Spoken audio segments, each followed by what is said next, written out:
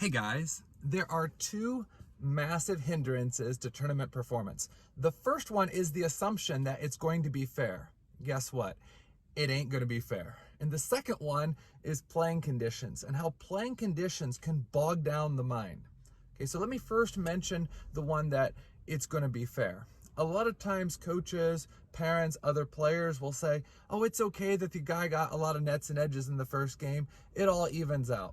It doesn't even out. It just always seems that one player gets an excessive amount of nets and edges and the other one doesn't. So if you start off the match saying, well, they all even out, then you're going to be pretty disappointed when the guy gets 2 net balls in the first game, 5 nets and 3 edges in the second game, and then you finally get 1 net in the third game, and guess what? He gets 6 nets in the third game.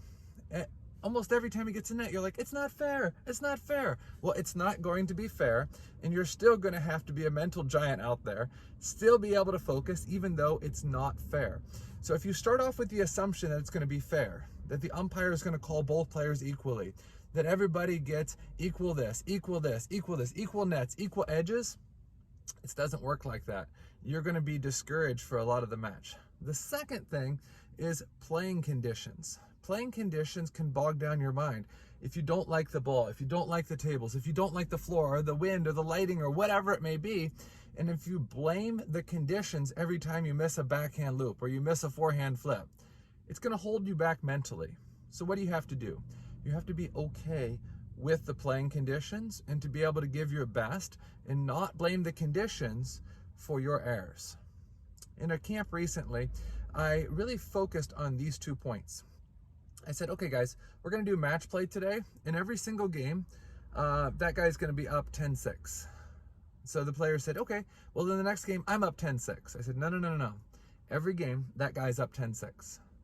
In this table, every game, this guy's up 10-6. On this table, every game, this guy's up 10-6. They're like, yeah, but that's not fair. Well, like I said, you have to start off with the assumption it's not fair, and you have to be willing to fight back, even when the umpire faulted you at 9-9 on your serve and somehow has let the other guy serve illegal the entire game. You're still going to have to be able to focus. As far as playing conditions, at one of the recent camps, I turned off half the lights. People are like, man, I can't concentrate. Well, I want you to be able to focus even if there's no lights. At another training camp, I took the ball and I made a little tiny dent in each of the balls, and I made them play with the ball that was slightly dented. So sometimes it had a normal bounce, sometimes it had an odd bounce. And what did I say? The expectation is, regardless if the ball bounces normal or the ball bounces odd, you have to be able to refocus and give your best, as opposed to thinking, oh, this is ridiculous that we have to play with this ball. So why am I so passionate about these things? Because I see a lot of hardworking players out there. I see a lot of players that are putting in the time, the effort, the money, but then they become so discouraged with their tournament performance.